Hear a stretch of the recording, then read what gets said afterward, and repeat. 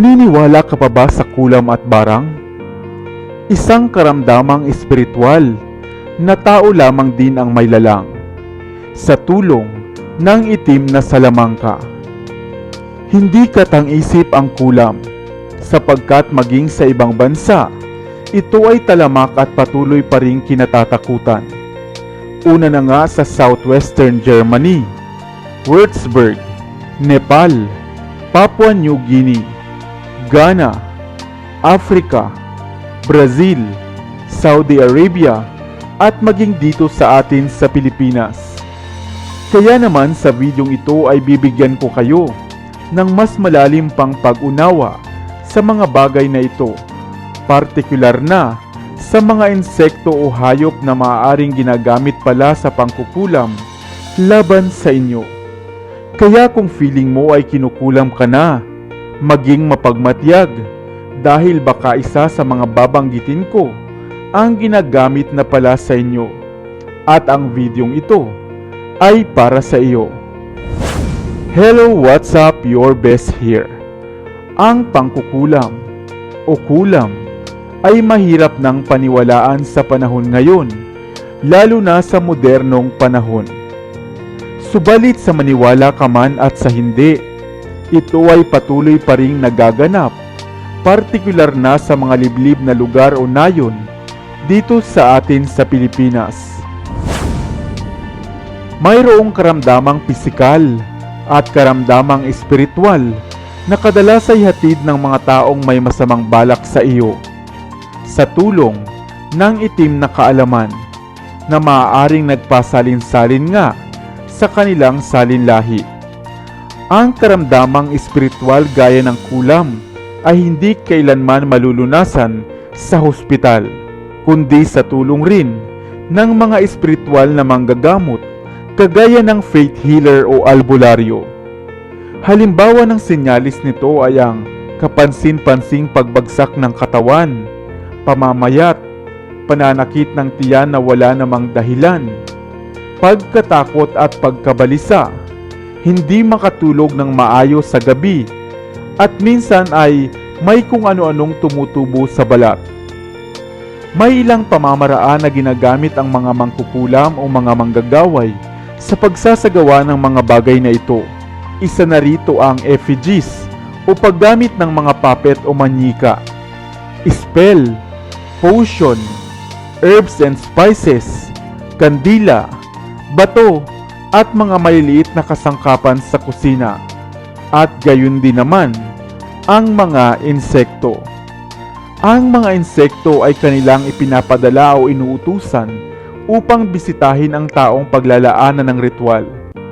Kakagat ito sa inyong balat at kukuha ng dugo sa pamamagitan ng mahiwagang sinulid na nakakabit dito.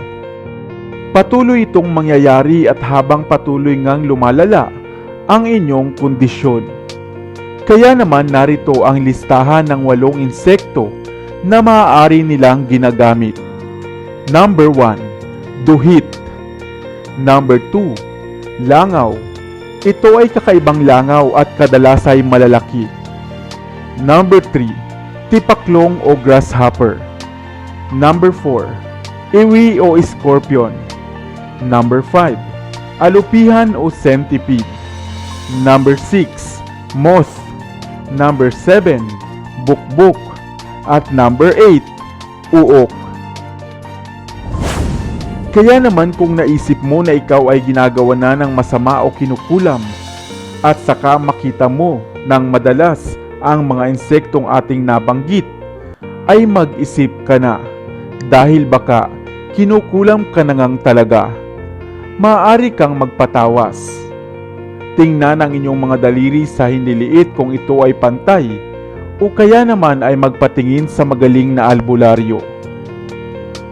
Isiping mabuti kung meron ba kayong nakaaway o nakasamaan ng loob sapagkat kadalasan ito ang nagiging dahilan. Mapanganib at nakakatakot ang kulam. Subalit kung nakararanas ka nito, ay huwag kang matakot at manalig lamang sa may kapal na higit na makapangyarihan. Ikaw, may kakilala ka ba na kinulam? Sana ay may bago kang natutunan sa videong ito. Iwan ka naman ng comment sa comment section sa ibaba. I-like at i-share mo na rin para naman sa kaalaman ng iba. Pamilyar ka ba sa tawas? Saan nga ba ito kadalasang ginagamit? Ang tawas na kulay asul, nakakita ka na ba? Hello, what's up? Your best here. Sa videong ito ay alamin kung papaano nga bang makatutulong sa inyo ang tawas na asul. Isang hindi pangkaraniwang tawas na marapat ay batid mo rin kung ano nga ba ang pinagkakagamitan. Upang kung magkataon na malagay sa di inaasahang pagkakataon ay maaari mo itong mapakinabangan. Lalo na nga kung kayo ay nasa mga liblib na probinsya naninirahan. Saan nga ba kadalasang ginagamit ang tawas? Ang tawas o alum o pinatuyong bahagi ng kemikal na aluminum at double sulfate salt ay kadalasang makikitang ginagamit na deodorant o pangalis ng mga body odor na dala ng mga bakterya sa ating katawan.